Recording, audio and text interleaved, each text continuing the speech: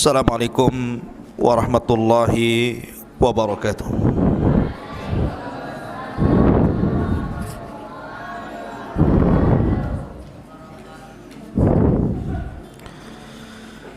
Alhamdulillah wassalatu wassalamu ala Rasulillah wa ala alihi wa sahbihi wa mawalah wa la hawla wa la quwwata illa billahi wa ba'du. Qala Allah azza wa jal, ya ayyuhalladzina amanu taqullaha haqqa tuqatih wa la tamutunna illa wa antum muslimun, amma ba'du.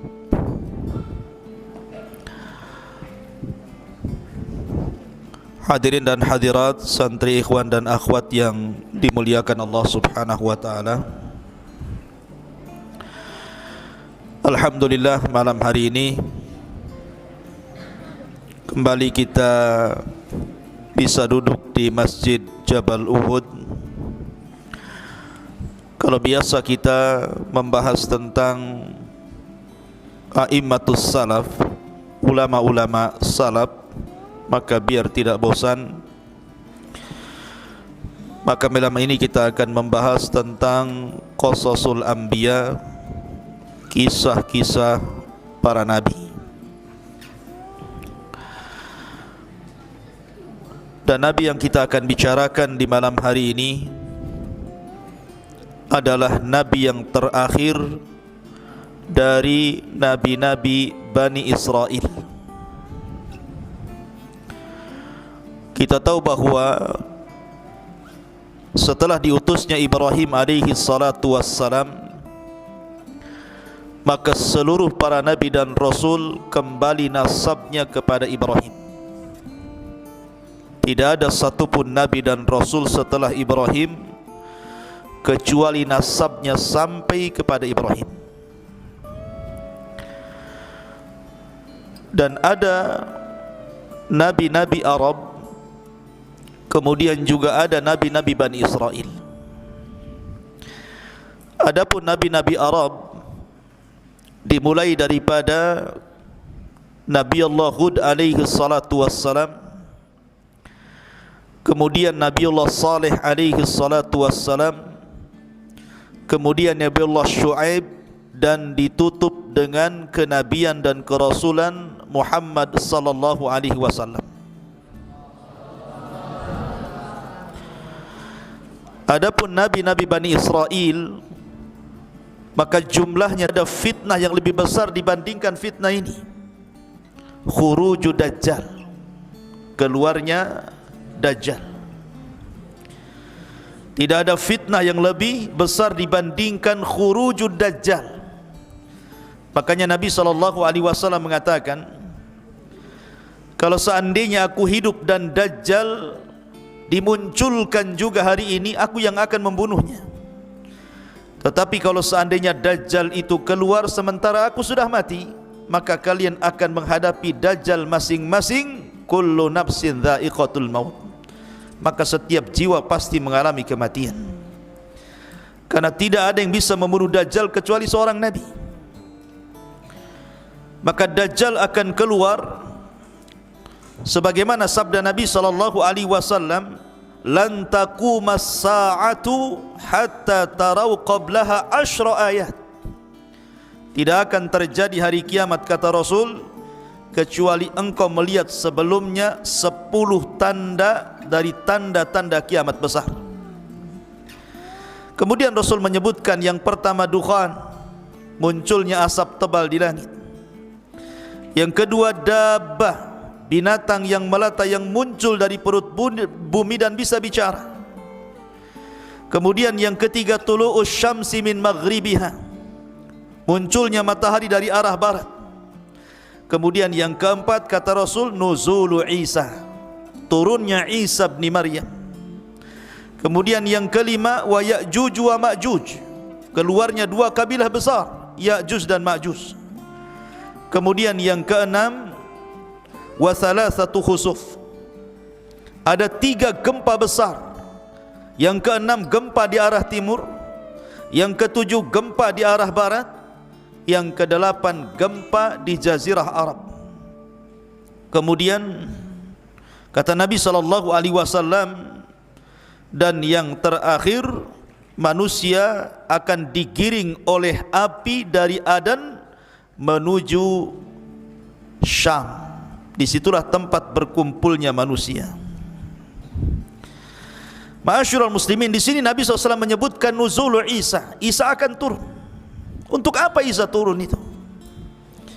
Kenapa Isa turun di akhir zaman setelah diutusnya Nabi SAW? Apakah Isa akan mendakwahkan syariat Injilnya kepada manusia? Tidak. Tugas Isa turun bukan itu. Kata Nabi SAW, "Walladzi nafsi biyadi la yushikanna an yanzila fikum ibnu Maryam." Demi zat yang jiwaku berada di tangannya, hampir-hampir Isa akan turun kepada kalian. Kana hakiman adalan, dia akan menjadi hakim yang adil. Fayaksirus salib, akan mematahkan salib. Wa yaqtulul khinzir, akan membunuh babi. Wa yada'ul jizyata, dan akan mengambil upeti. Kemudian kata Nabi SAW, dan harta akan melimpah, sampai-sampai sujud satu kali jauh lebih baik dibandingkan dunia dan isinya, karena banyaknya manusia yang kaya. Kemudian Abu Hurairah radhiyallahu anhu mengatakan, "In syi'tum, kalau kalian mau, bacalah ayat wa im min ahlil kitab illa la yu'minanna bihi qabla mautihi."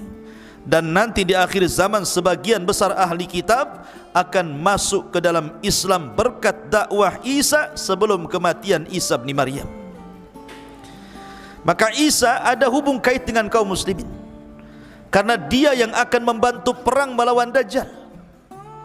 Ketika kaum muslimin dipimpin oleh Muhammad ibn Abdullah atau dikenal dengan Imam Mahdi melawan tentara Dajjal yang diikuti 70.000 orang-orang Yahudi Asfahan lengkap dengan atributnya, tidak sanggup melawan mereka. Sehingga Al-Mahdil Muntadhar dengan pasukan kaum muslimin yang sedikit bersembunyi di bukit di Palestina, sampai akhirnya mereka terkepung dengan tentara Dajjal. Akhirnya mereka mengalami kelaparan, sampai-sampai kepala sapi kalau seandainya ada jauh lebih baik dibandingkan dunia dan perhiasannya, saking kelaparannya. Akhirnya mereka mengatakan kepada Al-Mahdi, "Ya Imam, kalau kita tinggal di sini kita akan mati kelaparan. Tapi kalau kita turun, kita akan berperang melawan Dajjal, tentu kita akan dikalahkan. Tapi menurut kami, mati syahid jauh lebih mulia dibandingkan mati kelaparan." Akhirnya kemudian tepat di waktu subuh, mereka sudah mempersiapkan pakaian-pakaian besi mereka, siap turun dari bukit itu melawan tentara Dajjal. Mereka sudah pasrah apapun yang terjadi. Tiba-tiba di waktu setelah azan, langit gelap, tiba-tiba terang, kemudian Isa turun diapit oleh 2 malaikat. Kemudian turun di tengah-tengah pasukan itu, awalnya di Menara Putih sebelah timur Damaskus. Kemudian menjumpai para tentara yang sedang bersembunyi di bukit bertepatan dengan salat subuh. Karena Imam Mahdi sudah tahu ciri-cirinya sebagaimana sabda Nabi SAW, maka kaum muslimin tahu itu adalah Isa bin Maryam. Maka Imam Mahdi mengatakan, "Taqaddam ya Ruhallah, silahkan kau jadi imam salat kami wahai Isa bin Maryam." Tapi Isa menolaknya dan mengatakan, "Setiap kaum ada pemimpinnya, engkaulah yang maju jadi imam." Maka Imam Mahdi pun menjadi imam. Kemudian Isa solat di belakang Imam Mahdi mengikuti syariat Rasul sallallahu alaihi wasallam. Selesai solat, maka Isa mempersiapkan pasukan dan siap memimpin mereka. Kemudian mengusap wajah-wajah mereka, kemudian memberitahu derajat mereka di sorga. Kemudian Isa memberikan 3 pilihan kepada mereka. 1, kalau kalian mau, kalian tidak usah berperang. Aku akan berdoa kepada Allah, biar Allah mengutus pasukan yang bukan kalian, pasukan itu yang akan mengalahkan Dajjal dan para pengikutnya. Yang kedua, kalian tidak usah berperang. Aku akan berdoa kepada Allah Subhanahu wa taala semoga Allah mengirim azab kepada mereka, sehingga azab inilah yang akan menghancurkan mereka dan kalian tidak akan meninggal. Kalian akan selamat. Dan yang ketiga, atau kalian siap perang. Aku yang akan memimpin. Aku yang akan memimpin kalian, dan aku akan berdoa pasukan Dajjal tidak sanggup untuk mengangkat pedang mereka. Akhirnya kemudian mereka memilih yang ketiga. Maka turunlah pasukan kaum muslimin dipimpin dua manusia mulia, Al-Mahdil Muntadhar dan Isa bin Maryam, kemudian berperang habis-habisan melawan Dajjal. Ketika Dajjal melihat Isa, Dajjal pun lari karena tahu dia akan dibunuh oleh Isa. Lari ke barat, dikejar ke barat, lari ke timur, dikejar ke timur. Ketika Dajjal tidak ada tempat untuk berlari, tepat berada di tengah-tengah kota Israel. Disitulah kemudian Dajjal dibunuh di tangan Isa bin Maryam, ditebas kepalanya, kemudian kepalanya dilempar kepada pasukan orang-orang Yahudi, ketakutanlah mereka. Ketika kemudian Dajjal meninggal dunia, kemudian orang-orang Yahudi ketakutan, maka mereka lari tunggang langgang bersembunyi di batu. Tiba-tiba batu bisa bicara. Ya Muslim, Yahudi di belakang saya, bunuh dia. Sembunyi di pohon-pohon bisa bicara. Tidak ada satupun tempat persembunyian Yahudi kecuali bisa bicara, kecuali satu pohon yang sekarang sedang dilestarikan orang-orang Israel, namanya Gharqad. Tidak mau bicara dia. Makanya orang-orang Yahudi nanam Gharqad sampai hari ini. Pohon Gharqad, pohonnya orang-orang Yahudi, sejenis cemara begitu, tapi cemara bukan Gharqad. Ma'asyiral muslimin, ikhwan akhwat yang dimuliakan Allah Azza wa Jal, maka ketika Dajjal meninggal, Isa bin Maryam memimpin kaum muslimin, berhukum dengan keadilan, mematahkan salib, membunuh babi, kemudian bumi kembali berkah sebagaimana permulaan ciptaannya. Sampai-sampai pohon delima, satu buah delima itu 10 orang bisa masuk ke dalam cangkangnya. Kita bisa bayangkan berapalah buah delima itu besarnya, paling sekepal. Tapi di masa Isa bin Maryam, delima itu besar, sampai 10 orang bisa masuk ke dalam cangkangnya. Gimana isinya? Satu saja, satu butir antum sudah mencret. Besar, karena menunjukkan bahwa di zaman itu kembali disuburkan Allah Azza wa Jalla. Dari sini menunjukkan ada hubung kait antara Isa dengan kaum muslimin. Bahkan di zaman Nabi SAW, Muqawqus itu raja Mesir, agamanya Nasrani. Ketika Nabi SAW mengirim surat kepada raja-raja untuk ditawari masuk Islam, salah satunya adalah Muqawqus, raja Mesir. Ya, memang raja Mesir tidak masuk Islam, tidak sebagaimana Najasyi, tetapi dia menyambut baik surat itu. Kemudian sebagai balasannya diberikan hadiah Nabi SAW seorang budak namanya Maryah Al-Qibtiyah. Dari Maryah Al-Qibtiyah, hadiah dari Muqawqus raja Mesir inilah, maka Nabi SAW memiliki putra namanya Ibrahim. Ada hubung kait. Bahkan ketika Nabi SAW mengutus para sahabat untuk hijrah pertama ke Habasyah, Ethiopia, rajanya namanya Ashama ibnu Afjur. Ashama ibnu Afjur itu raja Ethiopia, atau digelar dengan Najasyi, dilindungi oleh orang-orang Najasyi, sehingga ketika orang-orang Quraisy itu berusaha mengembalikan mereka, ditolaknya. Dan belakangan setelah kemudian berdebat dengan Ja'far bin Abi Thalib, orang-orang musyrik, kemudian ditengah-tengahi oleh Najasyi, dibacakan ayat-ayat Al-Quran, belakangan Najasyi masuk Islam. Padahal kaumnya tidak ada yang masuk Islam. Makanya ketika wafat Najasyi, Nabi SAW mensalat gaibkan beliau. Bahkan di zaman itu orang-orang Najran, Yaman, banyak yang beragama Nasrani, berbondong-bondong datang kepada Rasul, berdebat soal kenasranian, kemudian belakangan mereka masuk Islam. Jadi ada hubung kait antara kita dengan Isa dan juga umatnya Nasrani. Ma'asyiral muslimin yang dimuliakan Allah Azza wa Jalla, makanya wajar kalau Al-Quran itu secara komplit menjelaskan sejarah Isa sejak lahirnya, ibunya, siapa yang mengkafilnya, sampai di waktu dewasanya, sampai diangkatnya, betul-betul dijelaskan secara detail dalam Al-Quran, menunjukkan bahwa kita mengakui Isa bin Maryam dia adalah agama bagi orang Nasrani, nabi bagi orang Nasrani, sebagaimana kita mengakui Musa adalah nabi bagi agama Yahudi. Tapi mereka tidak pernah mengakui nabi kita. Jahatnya mereka tidak pernah mengakui nabi kita.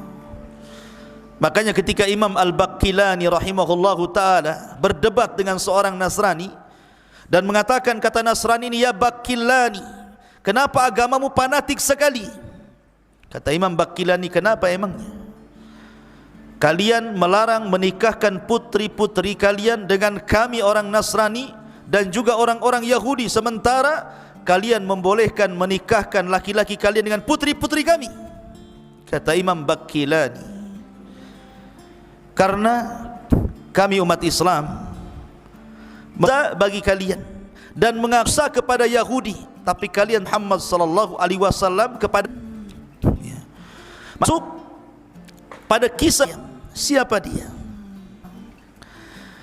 Kita awali kisah ini di dalam Al-Quranul Karim. Ada satu surat namanya Al-Fatihah. Al-Imran itu keluarga Imran. Penamaan Al-Imran itu, pertama Allah Subhanahu wa taala berfirman, wa idh qalat imra'atu Imran, dan ketika berkata istrinya Imran. Al-Imran 30. Yang ketiga, Allah astafa Adam. Pertama dalam surah 2 Al-Imran 35 dan Al-Imran 3 beradik, bab dan Maryam, kakek daripada Isa bin Maryam. Ma'asyiral muslimin yang dimuliakan Allah Azza wa Jalla, baik, kita mulai kisahnya. Bani Israel. Bani Israel itu terpecah menjadi dua kelompok di zaman itu. Ada Bani Israel yang saleh, taat dengan Allah, beribadah kepada Allah, mentauhidkan Allah, suci. Maka di situ yang memakmurkan Baitul Maqdis, itu pusat peribadatan orang-orang Nasrani. Disitulah Baitul Maqdis sang Imran.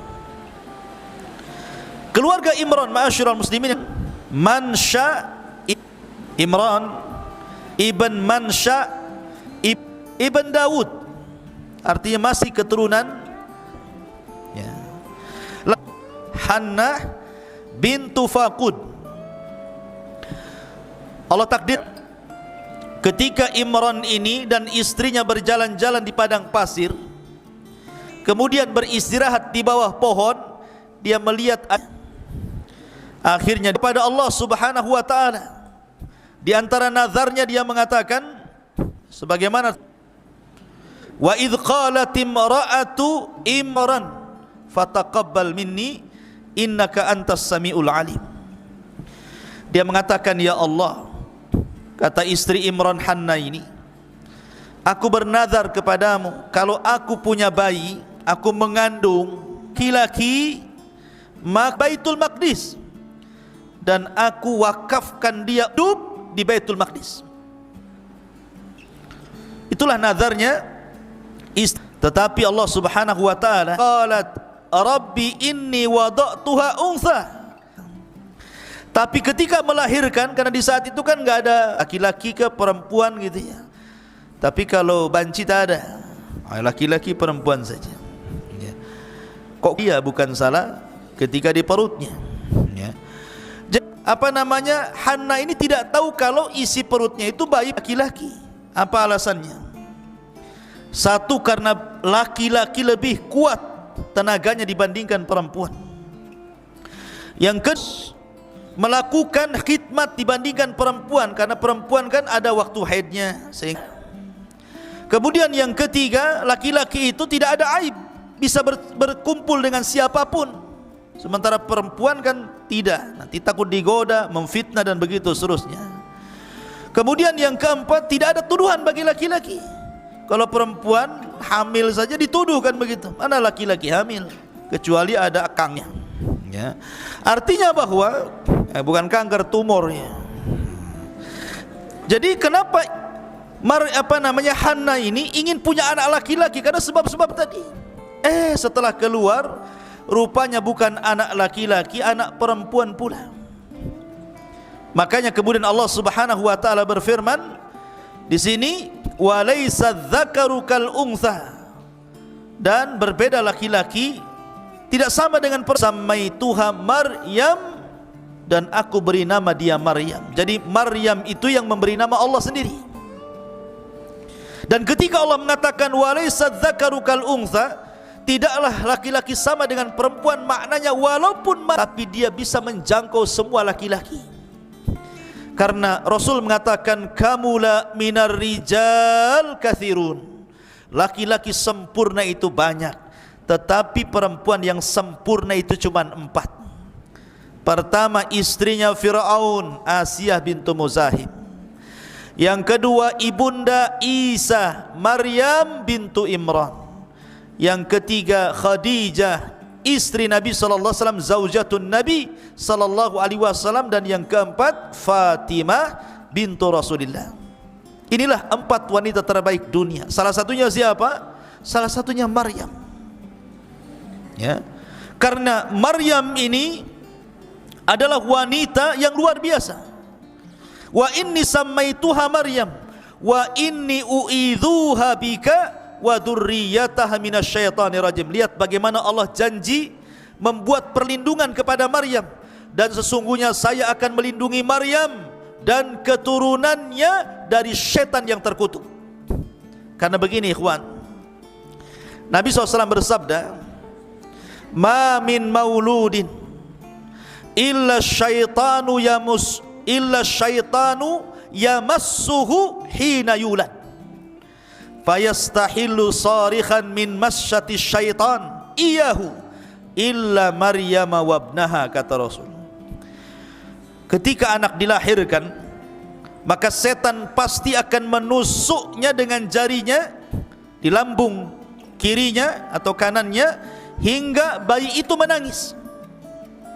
Kenapa? Makanya setiap bayi yang dilahirkan pasti menangis. Itu karena ditusuk lambungnya sama setan itu, tapi tidak membahayakan bayi. Setan menusuk itu ingin ngasih tahu, aku musuhmu mulai hari ini, maksudnya memberitahu permusuhannya. Maka semua bayi termasuk antum ini pernah ditusuk lambungnya sama setan saat lahir. Ya. Makanya ada yang kesetanan juga, waktu tidur ngantuk. Masyarul muslimin yang dimuliakan Allah Azza wa Jal, kecuali 2 tidak pernah ditusuk setan saat lahirnya. Kata Rasul, illa Maryam wabnaha, kecuali Maryam dan putranya Isa bin Maryam. Allah lindungi dari syaitan. Makanya Allah Subhanahu wa taala mengatakan tadi, wa inni u'idzuha bika wa dzurriyyataha minasyaitonir rajim. Kemudian fataqabbalaha rabbuha biqabulin hasanin wa ambataha nabatan hasanan wa kaffalaha Zakaria.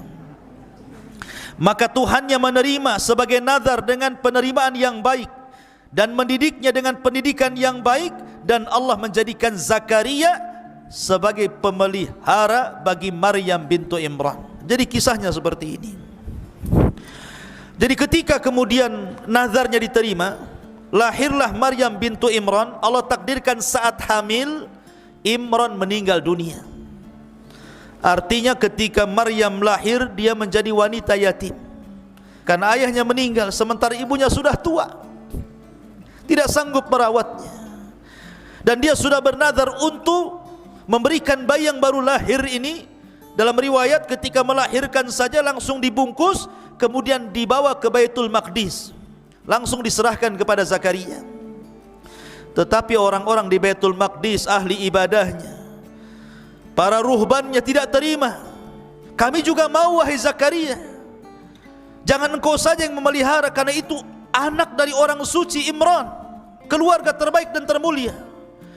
Akhirnya kata Zakaria gini saja, saya tidak bisa langsung memiliki bayi ini, bagaimana kalau kita taruhan? Kumpulkan semua ruhban, semua padri-padri, semua pendeta-pendeta ahli ibadah, kita qur'ah, kita mengundi siapa yang berhak untuk mengkafil anak bayi Maryam ini. Akhirnya semua ubad pada datang dari mana-mana, Bagaimana caranya? Kata Zakaria, cara undian kita sepakati. Masing-masing kalian bawa pena, bawa pulpen, bawa patlot. Kemudian masing-masing kalian berdiri di tepi sungai yang deras. Maka berjejerlah para rahib, para pendeta, para padri, orang-orang ahli ibadah itu berjejer semua di tepian sungai. Kata Zakaria, kalau seandainya kolam kalian dilempar ke sungai itu hanyut, berarti kalian kalah. Tapi kalau pena kalian dilempar justru dia melawan arus, maka kalian menang. Akhirnya semua pena dilempar ke sungai itu, ya hanyutlah. Gimana? Pena dilempar ke sungai hanyut. Ternyata cuma satu yang tidak hanyut, justru dia melawan arus jalannya, penanya Zakaria. Lah ketika itulah maka Zakaria menang undian, maka dia berhak untuk mengkafil Maryam. Maka Zakaria dan istrinya akhirnya pun mengkafil merawat Maryam sedari kecil. Betul-betul diletakkan di atas Baitul Maqdis, ruangan khusus di mihrab. Tidak pernah keluar dari situ. Jadi betul-betul dirawat di situ saja sedari kecil sampai kemudian agak besar. Ketika umur 10 tahun, ada peristiwa yang aneh. Ketika Zakaria kemudian masuk ke dalam mihrabnya, tiba-tiba kemudian di situ banyak makanan. Setiap hari ketika masuk ke mihrabnya banyak makanan. Makanan ini tidak tahu siapa yang ngantar, tiba-tiba ada saja di situ. Makanya disebutkan dalam Al-Quran, kullama dakhala 'alaiha Zakaria al-mihrab wajada indaha rizqa. Setiap Zakaria masuk ke dalam ruangan tempat ibadahnya Maryam, banyak makanan di situ. Anehnya lagi, makanan yang tidak ada di musim panas ada pula di musim panas. Makanan yang tidak ada di musim dingin ada pula di musim dingin. Artinya makanan yang belum ada musimnya sudah ada pula di situ. Zakaria ini kan juga diuji oleh Allah. Sudah lama menikah, istrinya mandul, tidak punya anak. Tapi ketika melihat peristiwa itu, Zakaria berpikir, kalau Allah sanggup mendatangkan makanan di musim dingin ada di musim panas, makanan di musim panas ada di musim dingin, masa Allah tidak bisa memberikan rizki anak kepadaku? Maka dia terus berdoa.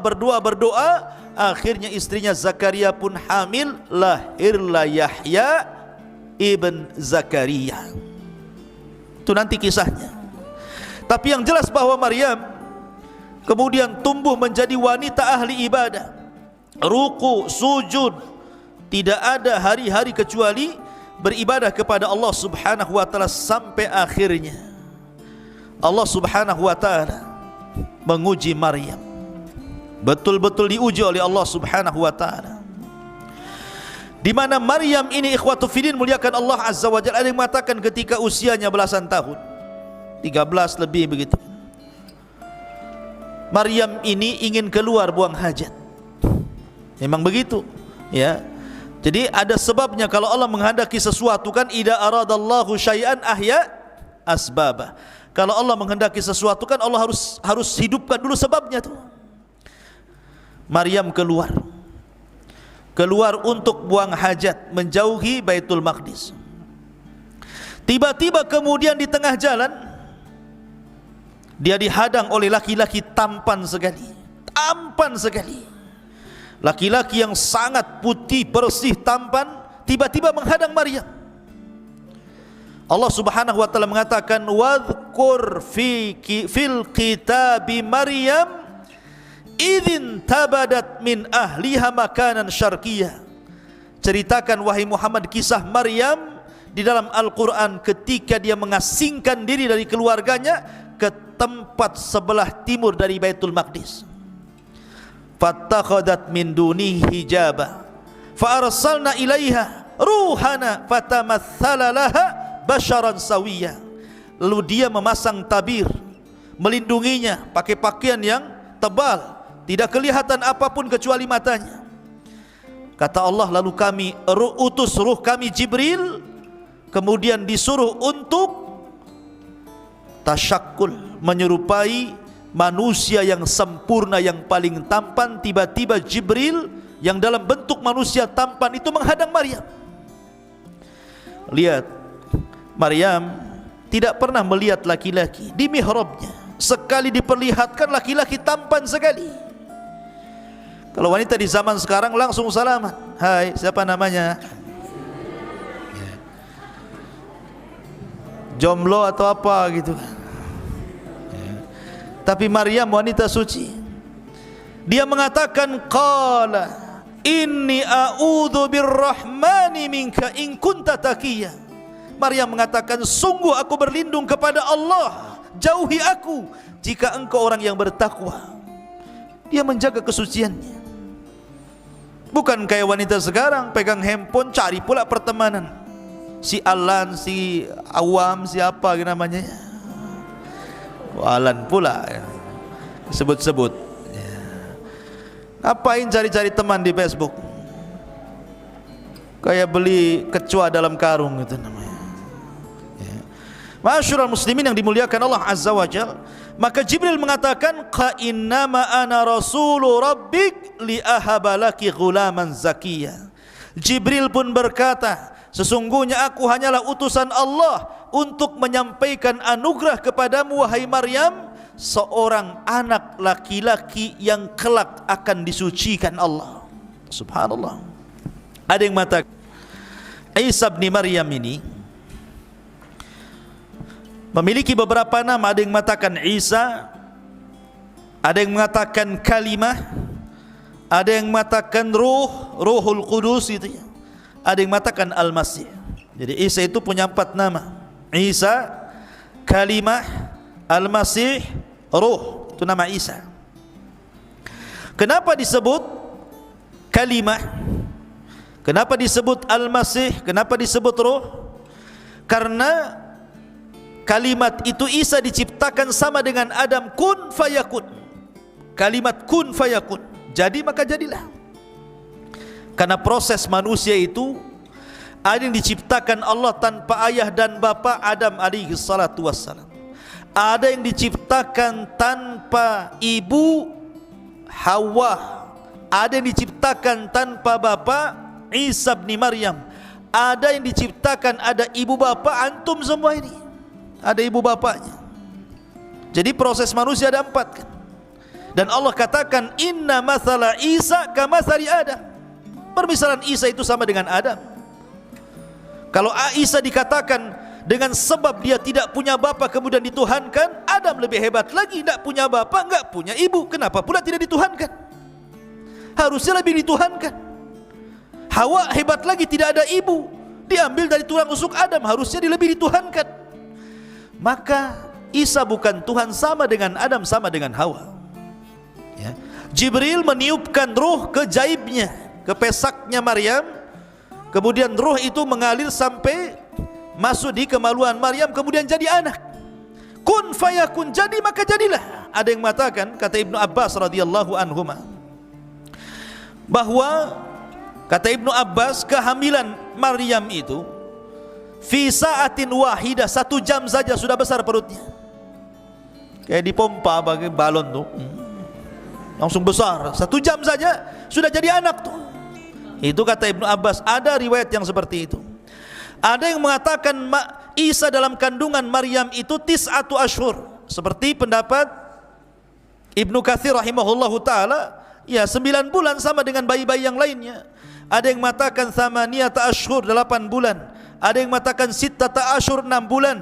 Jadi ada yang mengatakan 1 jam, ada yang mengatakan 9 bulan, ada yang mengatakan 8 bulan, ada yang mengatakan 6 bulan, dan ada yang mengatakan 1 jam saja. Tetapi Ibnu Katsir merojehkan Maryam sama dengan wanita-wanita yang lainnya 9 bulan mengandung Isa bin Maryam. Ketika dia mengandung, ikhwan, tentu seorang wanita berfikir dia tidak pernah berhubungan dengan laki-laki, disentuh pun tidak, tiba-tiba hamil. Apa yang akan dikatakan kepada manusia, ini bayinya siapa?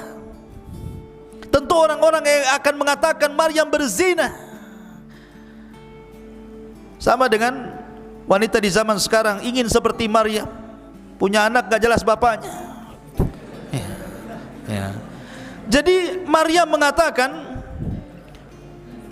dia mengatakan qalat anna yakunu li ghulamun wa lam yamsasni bashar wa lam aku baghiya. Maryam berkata, bagaimana mungkin aku mempunyai anak laki padahal tidak pernah laki-laki menyentuhku dan aku bukan seorang pezina.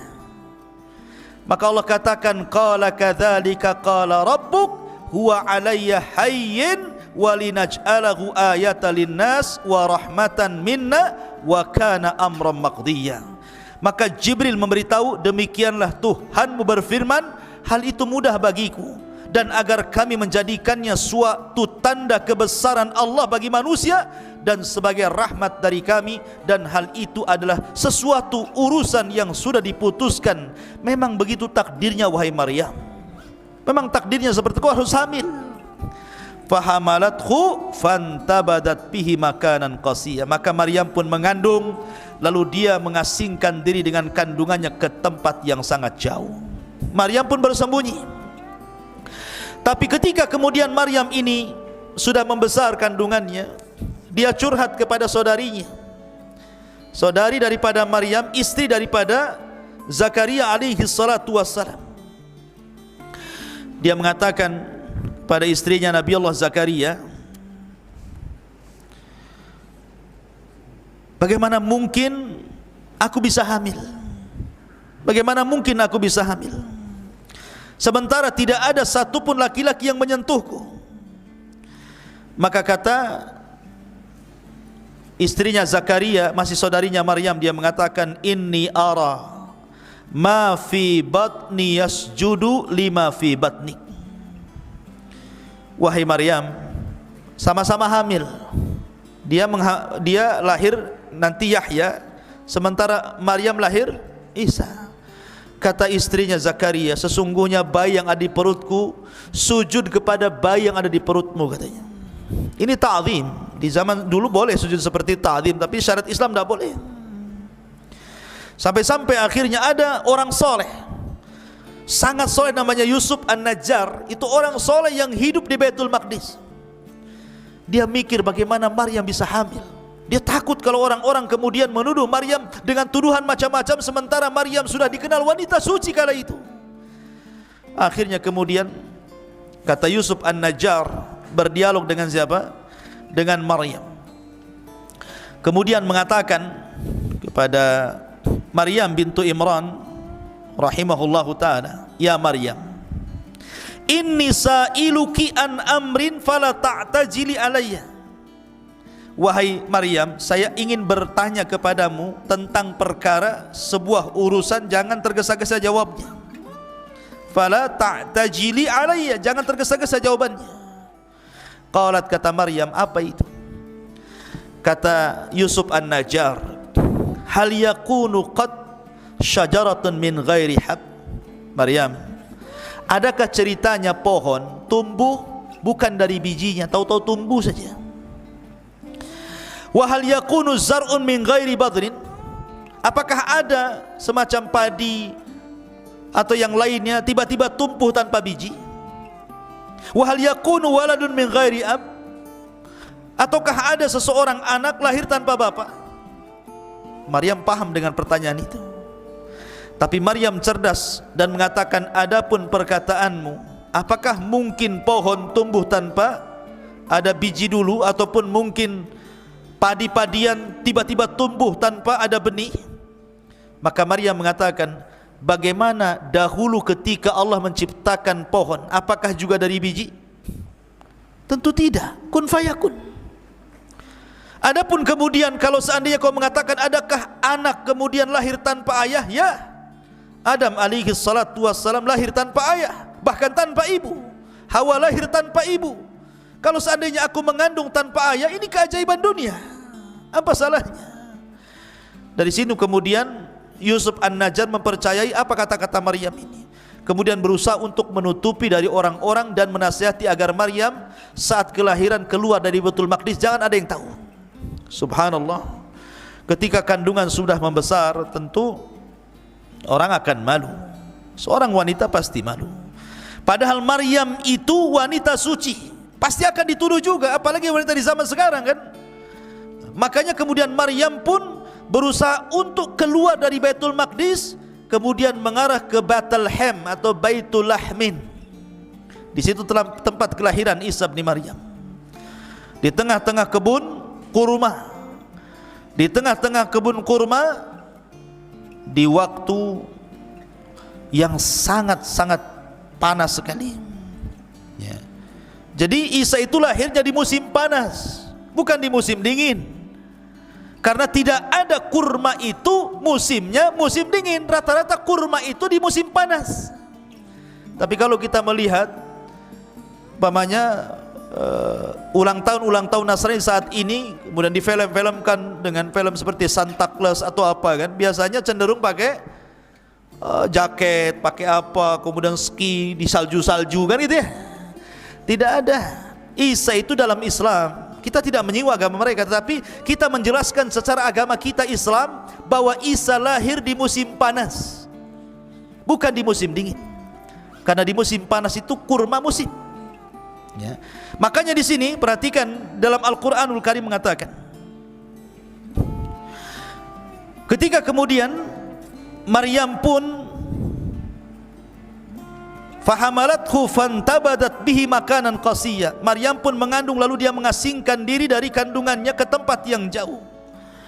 Kemudian faja'ahal mahadu ila jid'in nakhlati qalat ya laitani muttu qabla hadha wa kuntu nasyan mansiya. Kemudian rasa sakit akan melahirkan memaksanya bersandar pada pangkal pokok kurma. Maryam pun berkata, wahai, betapa baiknya aku mati sebelum ini dan aku menjadi seorang yang tidak pernah diperhatikan dan dilupakan manusia. Malu dia di sanjung-sanjung Bani Israel, wanita suci, tiba-tiba kemudian hamil tanpa bapak. Makanya banyak orang yang kemudian ini, hati-hati akhwat, banyak di majalah-majalah, di YouTube, di berita-berita itu, akibat kemudian hamil di luar nikah karena enggak sabar dengan ujian itu, ambil pula lah racun baygon, diminum dia, nyamuk saja mati, kalian juga mati. Ada yang ngambil tali, ditariknya tambang, diikatnya di lehernya. Jadi Maryam itulah hati perempuan. Makanya jangan coba-coba. Maryam saja yang jelas-jelas tidak berzina, dia mengatakan lebih mati saja kan itu, daripada tuduhan orang. Apa kata manusia, apa kata orang. Fanadaha min tahtiha alla tahzani qad ja'ala rabbika tahtaki sariya. Maka Jibril berseru kepadanya dari tempat yang rendah, janganlah engkau bersedih hati wahai Maryam, sesungguhnya Tuhanmu telah menjadikan anak sungai di bawahmu. Allah sudah mempersiapkan kelahirannya. Ada sungai kecil di bawahnya, kemudian bersandar di pohon kurma. Pohon itu pula lagi berbuah, rutobnya lagi ranum-ranumnya. Kemudian wahazzi ilaik bijid'in nakhlati tusaqit alaiki rataban janiyya.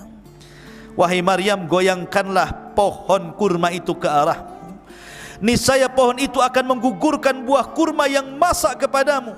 Fakuli washrabi wa qarri ainan fa imma tarayinna minal bashari ahadan fakuli inni nadartu lirrahmani sauman fala ukallimal yawma insiya. Makanlah Maryam, minumlah Maryam, bersenang hatilah wahai Maryam. Jika engkau melihat seseorang, maka katakanlah, sesungguhnya aku telah bernadar berpuasa untuk Tuhan yang Maha Pengasih, maka aku tidak akan bicara dengan siapapun pada hari ini. Lahirlah Isa bin Maryam, dimudahkan kelahirannya, tidak ada bidannya, lahir sendiri begitu. Ya. Kalau wanita sekarang sibuk cari bidan, saat sibuk ke rumah sakit dikontrol, enggak, Allah mudahkan semuanya, enggak ada bidannya, lahir begitu saja. Tapi jangan kemudian dicoba-coba. Saya ingin kayak Maryam lahirnya lah, sendiri saja. Gimana caranya? Siapa yang nari? Masyarul muslimin yang dimuliakan Allah Azza wa Jalla, harus ada bidannya, minimalnya dukun lahir, biar ada yang ngopeni bayinya. Masyarul muslimin yang dimuliakan Allah, iwan akhwat yang dimuliakan Allah Azza wa Jalla. Kemudian setelah Maryam melihat Isa putranya, kemudian tumbuhlah rasa sayang seorang ibu kepada anaknya, tapi dia bingung, dia masih di kebun kurma masalahnya. Ini kalau saya pulang ke Baitul Maqdis, apa kata manusia? Tapi bagaimanapun itu bukan tempat dia di situ, tidak mungkin dia hidup di pohon kurma, di kebun-kebun kurma, tetap dia harus balik ke Baitul Maqdis. Fa'atat bihi qaumaha tahmiluhu qalu ya Maryam laqad ji'ti syai'an fariya. Maryam pun kemudian kembali ke Baitul Maqdis. Kemudian orang-orang pun mengatakan sesuatu. Kemudian dia Maryam membawa bayi itu kepada kaumnya dengan menggendongnya. Mereka kaumnya berkata, wahai Maryam, sungguh engkau telah membawa sesuatu yang sangat keji. Bayi siapa itu? Hampir-hampir mereka melempari Maryam, kemudian merajamnya. Tapi Maryam sudah dibimbing oleh Allah, jangan bicara. Datang gendong bayi, kalau ditanya itu bayi siapa, jangan bicara. Isyaratkan saja telunjukmu ke bayi itu biar dia yang menjawabnya. Biar dia yang menjawabnya. Jadi setiap, Maryam, itu bayi siapa? Nggak bisa jawab, kan nggak boleh bicara. Ya. Jadi diisyaratkan aja ke bayinya. Maka kemudian apa yang terjadi? Fa asyarat ilaihi, maka Maryam menunjuk kepada anaknya. Mereka mengatakan, kaifa nukallimu man kana fil mahdi sabiyya. Hei Maryam, kau punya akal enggak? Kami akan bicara dengan anak kecil yang masih dalam ayunan, macam mana caranya? Tiba-tiba ketika kemudian mereka memaksa Maryam untuk bicara, tapi Maryam tetap mengisyaratkan ke bayinya untuk menjawab. Mereka mengatakan, enggak mungkin kami bicara dengan bayi. Tiba-tiba bayi itu bisa bicara. Mari sudah jelaskan 4 bayi yang bisa bicara kan? Salah satunya Isa bin Maryam. Tiba-tiba bayi itu dengan fasihnya mengatakan, qala inni Abdullah ataniyal kitaba wa ja'alani nabiyya. Kata Isa yang masih bayi, masih digendong, masih baru berapa hari itu, mengatakan, sungguh aku hamba Allah, dia memberiku Injil dan dia menjadikan aku seorang nabi. Terperanjat manusia. Mak, bayi bisa bicara nih. Ngomongnya hamba Allah dan saya seorang nabi pula gitu kan. Wa ja'alani mubarakan aynama kun wa awsani bis salati waz zakati ma dumtu hayya. Dan dia menjadikan aku seorang yang diberkahi di mana saja aku berada, dan dia memerintahkan aku untuk melaksanakan salat, zakat selama aku hidup. Wa barram bi walidati wa lam yaj'alni jabbaran syaqiyya. Dan berbakti kepada ibuku, dan dia tidak menjadikan aku seorang yang sombong lagi celaka. Wassalamu alayya yauma wulidtu wa yauma amutu wa yauma ub'atsu hayya. Dan kesejahteraan semoga dilimpahkan kepadaku pada hari kelahiranku, pada hari diwafatkanku, dan pada hari aku dibangkitkan kelak oleh Allah Azza wa Jal. Dzalika Isa bin Maryam qaulul haq alladzi fihi yamtarun. Itulah Isa bin Maryam mengatakan perkataan yang benar yang mereka ragukan kebenarannya.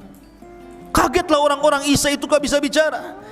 Dari sinilah kemudian orang-orang yang baik-baik ini kan karena bicara dengan orang-orang baik masalahnya, yang ada di Baitul Maqdis, bukan orang-orang jahat. Kalau ketahuan orang Yahudi sudah dibunuh Isa sejak kecil. Makanya kemudian mereka pun berusaha untuk menyembunyikan Maryam dan putranya. Disuruh hijrah ke Mesir. Hijrah ke Mesir. Kemudian setelah hijrah ke Mesir, ketika usia Isa itu sudah 13 tahun, balik lagi ke Baitul Maqdis. Dan orang-orang pun sudah melupakan kisah dulu, karena sudah 13 tahun masalahnya. Disinilah Allah subhanahu wa ta'ala tampakkan kepada Isa bin Maryam banyak mukjizat yang disaksikan manusia sedari kecil sampai diangkatnya menjadi Nabi dan Rasul. Jadi suatu ketika, jadi kelahirannya saja sudah mukjizat sebenarnya. Jadi Isa itu sendiri mukjizat dalam perut Maryam, lahirnya juga mukjizat. Ya. Jadi suatu ketika namanya anak-anak, kemudian main-main sama anak-anak, lainnya antum main-main sama kawan-kawan antum. Kemudian Isa pun menebak, di kulkas rumahmu itu pasti banyak buah-buahan.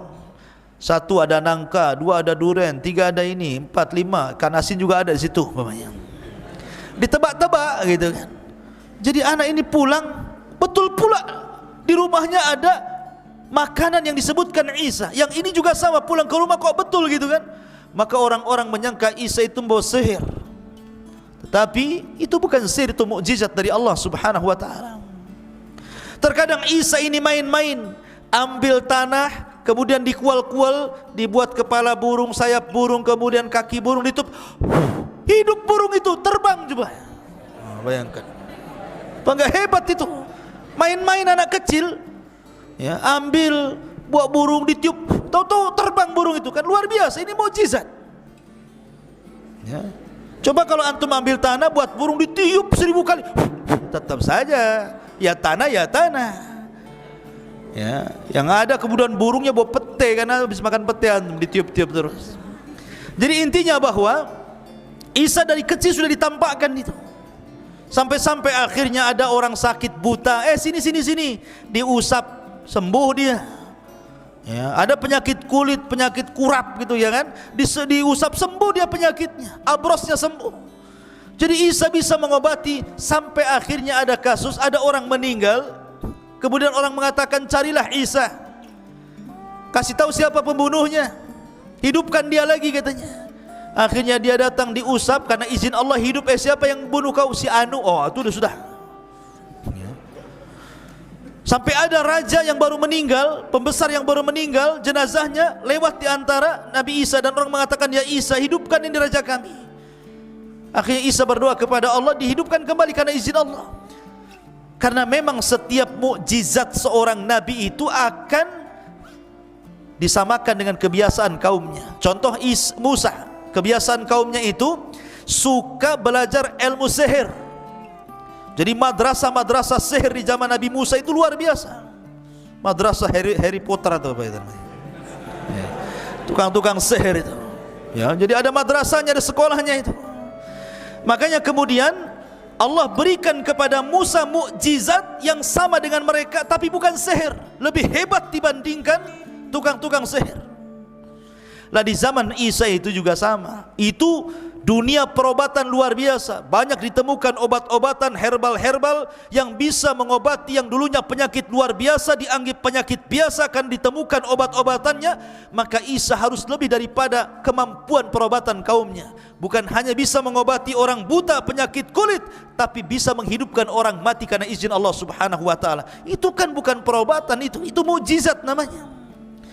Tetapi ikhwatu fiddin yang dimuliakan Allah Azza wa Jalla, tetap saja jangankan Bani Israel yang kufur, yang melawan dan menentang dakwah Nabi Isa bin Maryam, orang-orang Hawariyun, qala man ansari ila Allah, qala al-hawariyuna nahnu ansarullah. Orang-orang Hawariyun itu jumlahnya 12 orang.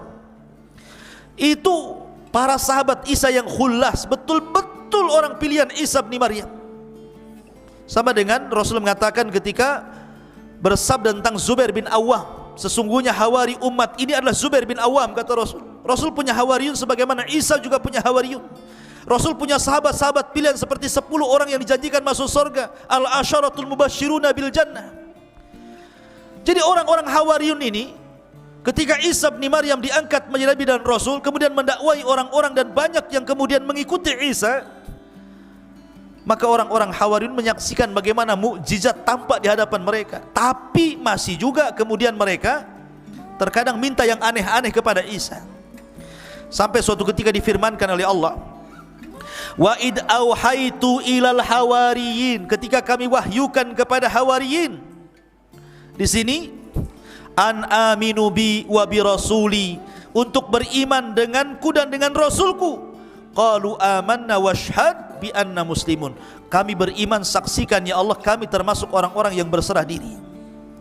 Di sini dimulainya, idz qala al hawariyun ya Isa ibn Maryam hal yastati'u rabbuka an yanzila alaina ma'idatan minas sama, atau yunzila alaina ma'idatan minas sama, qala ittaqullah in kuntum minal mu'minin. Mereka mengatakan, ya Isa, apakah engkau bisa menyuruh Rabbmu untuk menurunkan kepada kami makanan dari langit? Ini yang ngomong Hawariyun, orang-orang pilihan Isa, bukan orang-orang luar. orang-orang yang ahli ibadah, orang yang taat kepada Allah, dan orang yang sangat dekat dengan Isa. Mereka mulai bicara seperti umat sebelumnya, Bani Israel yang di zaman Nabi Musa yang suka degil itu. Mulai lagi dia muncul degilnya itu. Dia mengatakan, ya Isa, kami bukan tidak beriman kepadamu, tapi biar tenanglah hati kami. Kalau coba sekali-kali kau turunkanlah makanan itu, minta kepada Tuhanmu biar makanan itu dari langit saja turun. Sekali-kali kita pengen makan dari langit, bukan dari warung. Ya. Akhirnya kemudian qalu nuridu an na'kula minha, kami ingin makan darinya. Wa natma'innu qulubuna, agar kami tenang hatinya. Sampai kepada Isa kemudian mengatakan, qala Isa bin Maryam, Allahumma Rabbuna anzil alaina ma'idatan minas sama nakunu lana idan li awwalina wa akhirina. Dalam riwayat Isa mengatakan, baik, tapi syaratnya kalian harus puasa 30 hari. Berpuasalah 30 hari mereka. Setelah puasa mereka lapar. Ya Isa, tolonglah datangkan makanan dari langit, kami sudah lapar ini. Maka Isa pun berdoa, ya Allah, turunkan kepada kami makanan dari langit, dan kami akan jadikan itu id bagi yang awal-awal dan akhir. Ini yang pertama dan terakhir, kata Isa. Warzuk wa anta khairur razikin, berikan rizki kepada kami dan engkau sebaik-baik pemberi rizki. Tapi apa kata Allah? Baik, inni munazziluha alaikum, saya akan turunkan makan itu untuk kalian. Faman yakfur ba'du minkum fa inni u'adzibuhu adzaban la yu'adzibuhu ahadan minal alamin. Nanti siapapun yang kufur setelah ini, ku azab dia dengan azab yang tidak pernah dirasakan siapapun di alam semesta ini. Ketika mendengar itu ketakutan tuh Bani Israel. Tapi kadang mereka sudah minta dan akan dikabulkan.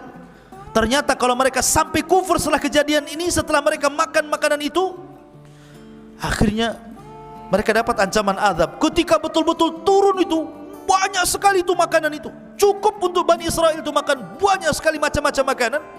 Orang-orang Hawariyun yang meminta justru ketakutan makan. Kemudian melihat saja dari jauh.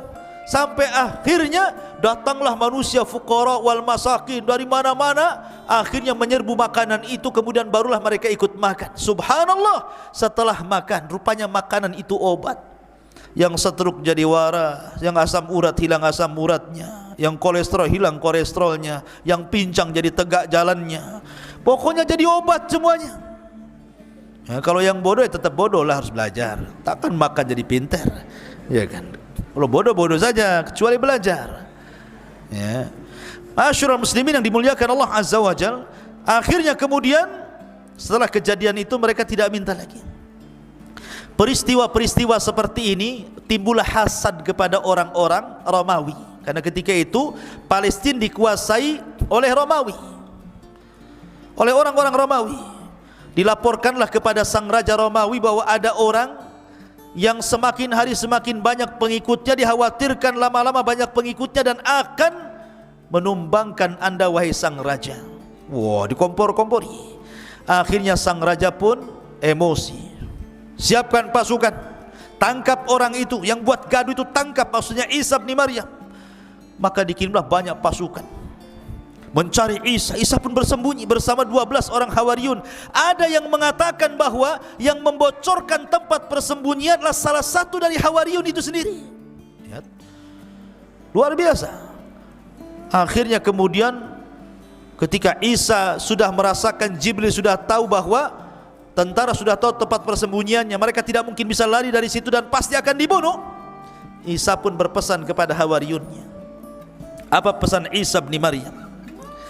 Kata Isa kepada Hawariyunnya, wahai Hawariyun, man arada minkum an yakuna aqrabu minni fil jannah yulqa alaihi syabahi wa yujadu makani wa yu'khadu makani fayuqtal fayakunu rafiki fil jannah.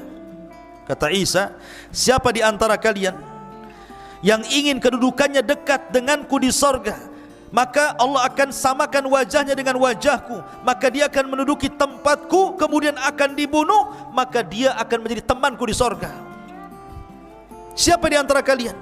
Tidak ada yang mau, karena jelas mau dibunuh masalahnya. 12 orang ini. Tiba-tiba yang paling kecil usianya bangkit, "Saya wahai Isa," katanya.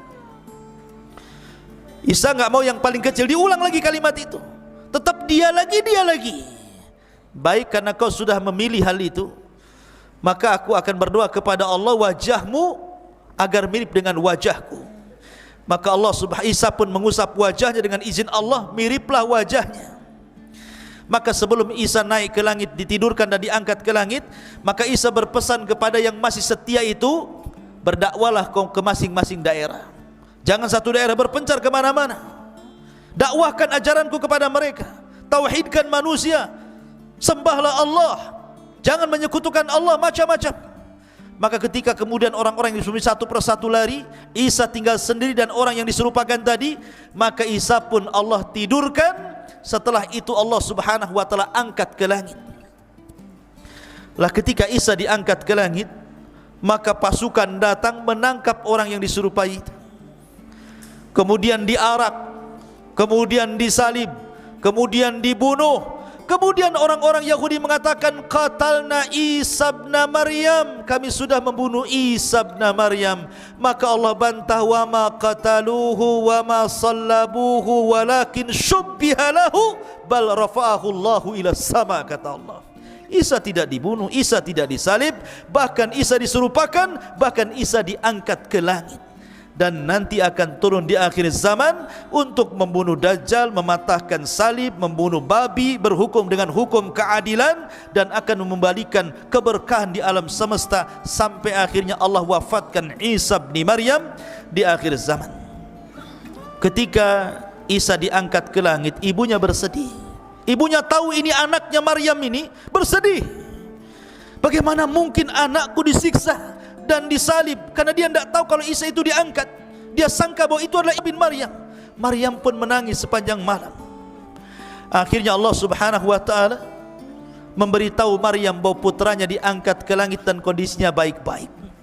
Dari situ akhirnya barulah kemudian Maryam bintu Imran meninggal dunia. Ada yang mengatakan kalau versi mereka, versi orang-orang di luar Islam, bahwa Maryam pun diangkat setelah meninggal, diangkat ruh dan jasadnya ke langit. Tetapi pendapat yang kuat, sebagaimana disebutkan dalam tafsir ataupun dalam Al-Bidayah wan Nihayah, ada yang mengatakan bahwa Maryam bintu Imran dikubur di Palestina, dan ada yang mengatakan di pohon Zaid, ya, di Madinah Al-Quds. Maryam dikuburkan di situ. Tapi Isa bin Maryam tidak diwafatkan, tapi diangkat ke langit. Dan ini akidah Al-Quran, dan akan diturunkan di akhir zaman, dan kelak meninggal setelah membunuh Dajjal. Dan dia satu di antara tanda-tanda alamat kiamat yang besar. Inilah di antara kisah Isa ibnu Maryam. Masuk ke soalan. Tayyib.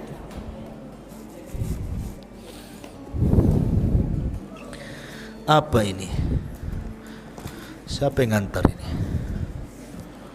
Masya Allah. Hari ini hadiahnya soun. Antum sudah kenyang ya? Taib. Hadiahnya apa lagi nih? Wah, bagi antum yang giginya kuning, ada hadiahnya, Pepsodent. Apa lagi nih? Banyak kali hadiahnya.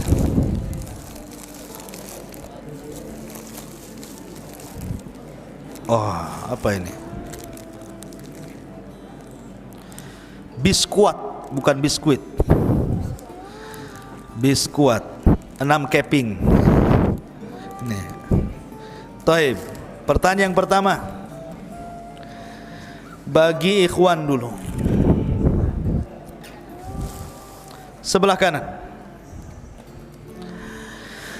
Taib. Di dalam Al-Quran Allah menyebut 2 kata Imran. Siapa 2 Imran itu? Hah? Kok gak semangat? Mana yang paling semangat tuh? Yang paling semangat tuh. Berdiri, jangan lihat buku. Ha? Ahsan, ayahanda Maryam bintu Imran. Dapat Pepsodent. Taib. Jangan lupa menyikat. Taib.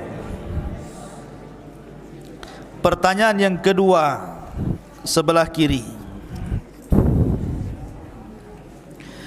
Ada hubung kait antara orang Isa dan umatnya Nasrani dengan kita kaum muslimin. Contohkan hubung kait mereka dengan kita. Contohkan satu saja. Apa alaqahnya hubung kait mereka dengan kita? Kan tadi sudah di muqaddimah saya ceritakan. Salah satu bentuk hubung kaitnya, hubungannya. Sebelah kanan. Sebelah kanan. Semuanya. Akhwat, silakan jawab.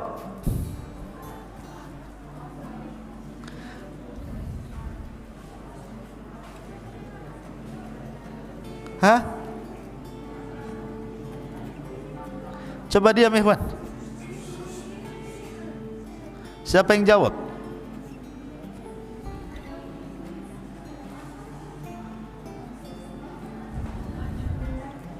Berarti antum ngantuk di muqaddimah, tak dengar? Halo?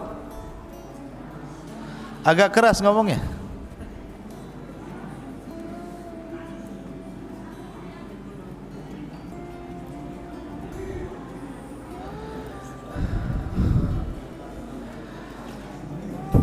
Udah dijawab belum tuh?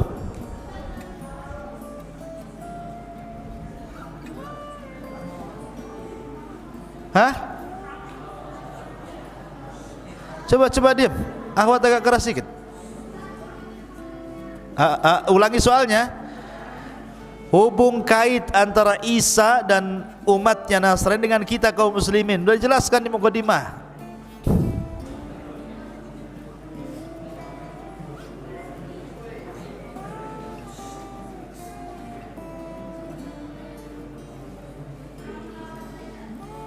Di mana?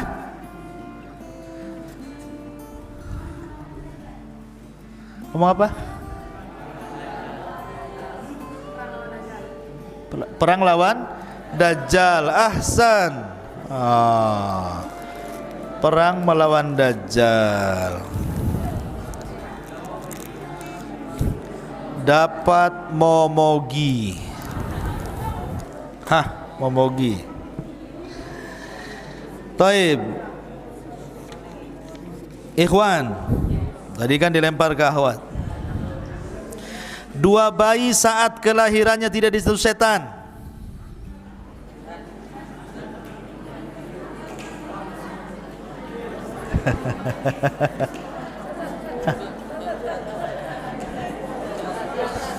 Diam. Ujung paling belakang tuh. Apa? Maryam sama Isa. Ahsan, sini. Dapat makan malam antum. Saud.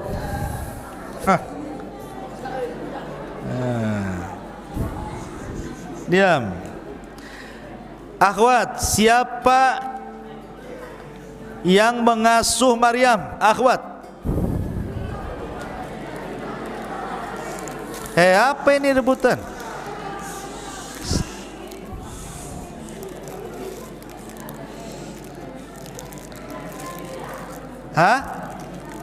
Zakaria. Ahsan. Dapat momogi. Pertanyaan kedua, akhwat.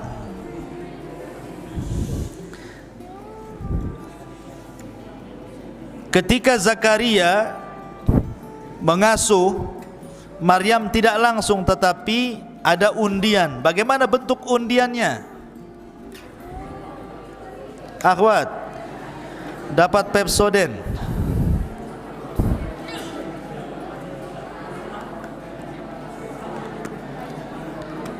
Diam ikhwan, diam, tolong diam. Ini musyrifnya mana nih? Tolong dijaga nih. Kok ribut nih ikhwan?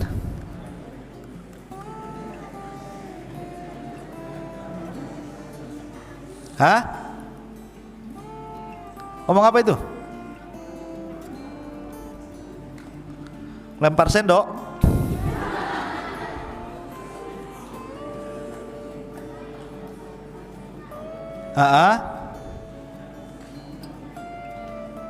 Lempar apa?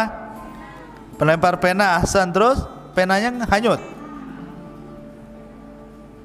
Penanya melawan arah, ahsan. Dapat Pepsodent, mencegah gigi berlubang. Ikhwan, Malkis. Dapat Malkis ikhwan. Taib. Isa bin Maryam itu punya 4 nama. Sebutkan 4 nama itu. Antum, cepat. Jangan lihat, cepat.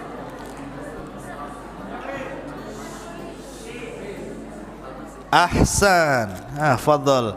Malkis. Gemes. Gemes. Taib, ikhwan.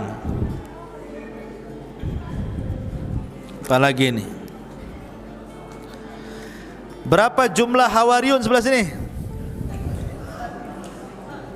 Antum? 12. Ahsan. Dapat gemes. Akhwat, dengarkan akhwat. Isa turun di akhir zaman di mana?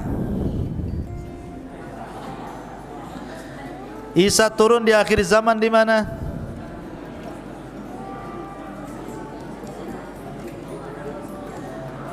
Diam.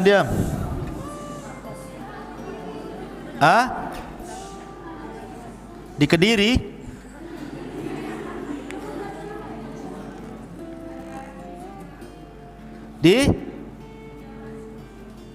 Ngomong apa? Damaskus. Di apa? Di Damaskus kan luas. Di Menara Putih. Ahsan. Dapat apa? Dapat Soun.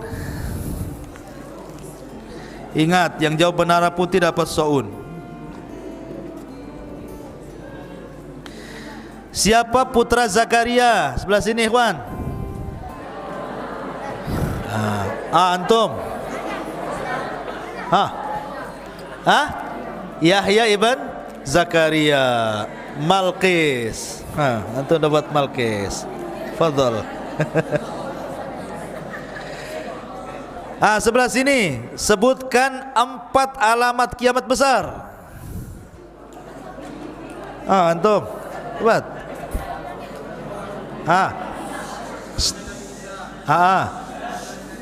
Ayo.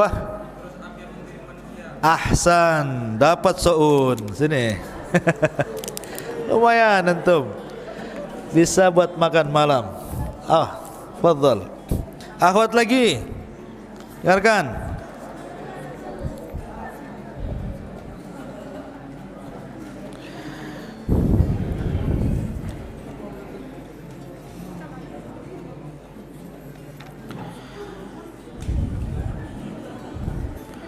Maryam melahirkan di musim apa? Akhwat. Apa lantum? Akhwat. Diam. Di musim duren, di musim nangka, atau di musim buah?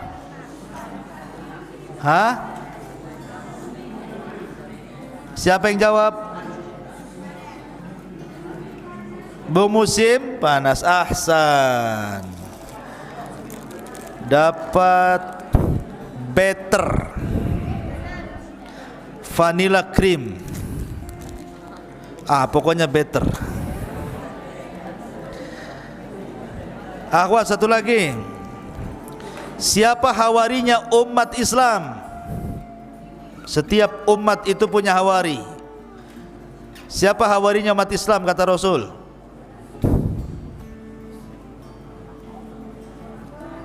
Hah?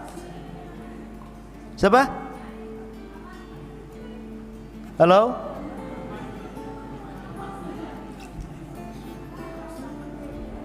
Dihitung sampai 5. 4 5 3 1. Zubair bin Awam. Ahsan. Dapat Pepsodent.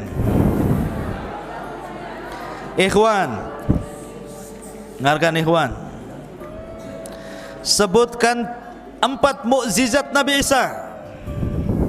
Ayo, bingung, ayo. Antum peci hitam tuh, kolam suah. 1 2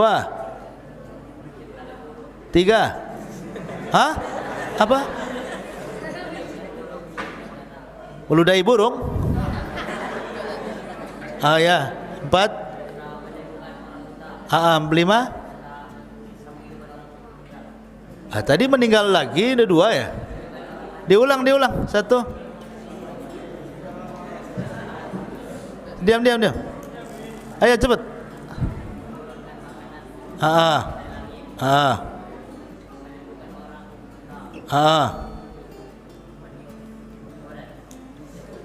Meniup apa? Kada izin Allah. Terus bisa ngomong dari bayi. Ahsan. Sini. Filau. Wayak. Taib. Sekarang ikhwan lagi.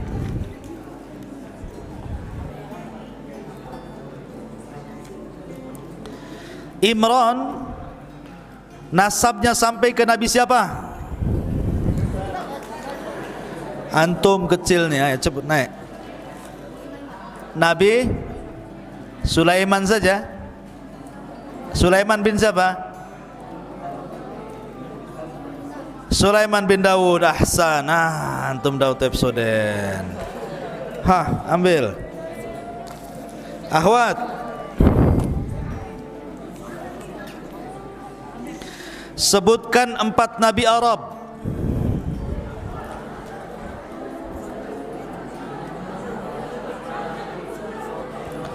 Diam. Shh.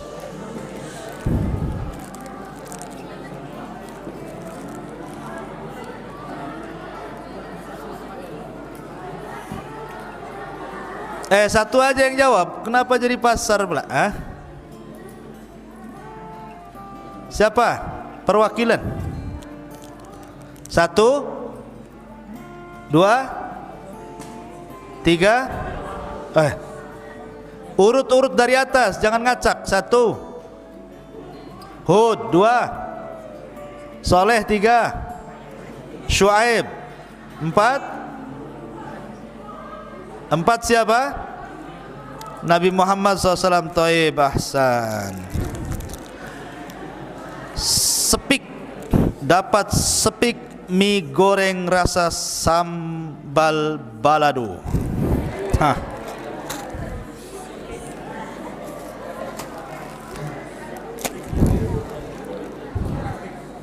Taib.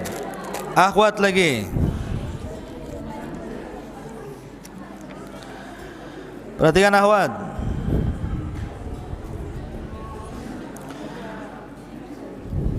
Nabi Zakaria tadi sudah. Siapa orang soleh, namanya orang soleh, yang menghibur Maryam saat hamil, kemudian membawa ke Mesir? Siapa namanya?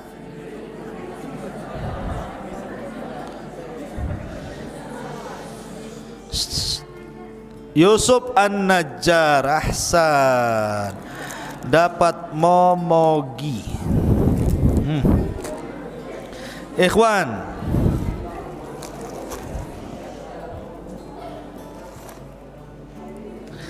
taib. Bagi ikhwan, 1 pertanyaan.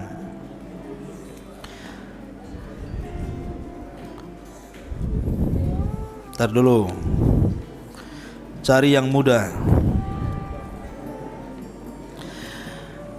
Siapa manusia yang merupakan keajaiban dunia dan apa alasannya? Manusia dan keajaiban dunia. Siapa dia? Kenapa alasannya? Antum, cepat naik. Ahsan. Terus?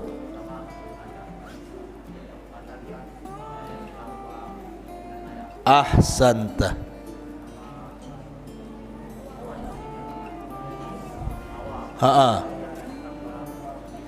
Ayo. Kalau antum lahir ada ayah, ada ibu. Ahsan, masya Allah. Filau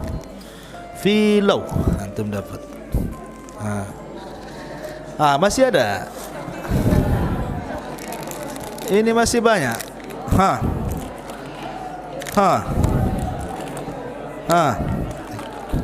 Wih, makan malam antum. Tuh 2, 3, 4, 5, 6, 7. Tenang.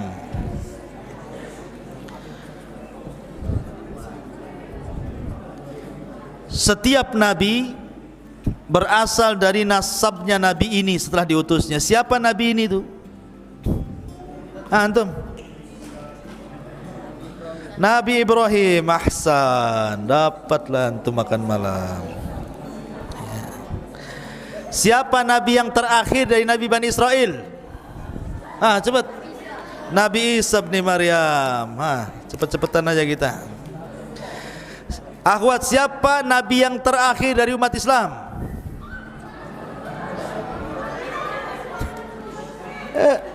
Ayo, cepat. Nabi Muhammad sallallahu alaihi wasallam. Ahsan. Ya.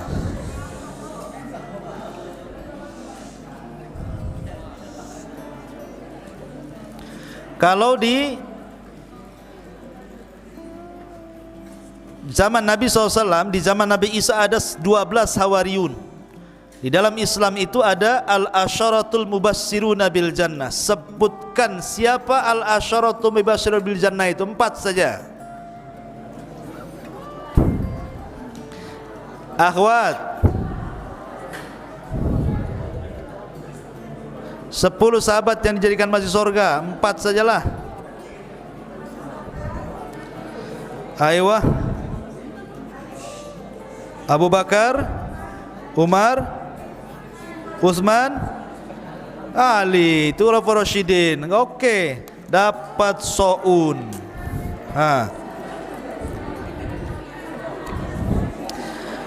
Siapa nama ikhwan? Nama Raja Ethiopia. Namanya siapa namanya? Ayo. Antum. Ashamah? Abjur. Ahsan. Betul. Ibn Abjur. Jangan ragu-ragu, jawab saja. Siapa raja yang ngasih hadiah Maria Kiptia namanya? Muqawqis. Ahsan. Nih, dapat saun. Terakhir, dari Maria Kiptia lahir siapa? Anak Rasul. Antum. Cepat. Ibrahim. Ahsan. Taib. Berakhirnya dengan Ibrahim, kita dengan kafaratul majlis. Subhanakallah bihamdika asyhadu an la ilaha illa anta astaghfiruka wa atubu ilaik. Ikhwan jangan keluar dulu, biar akhwat keluar dulu. Ya.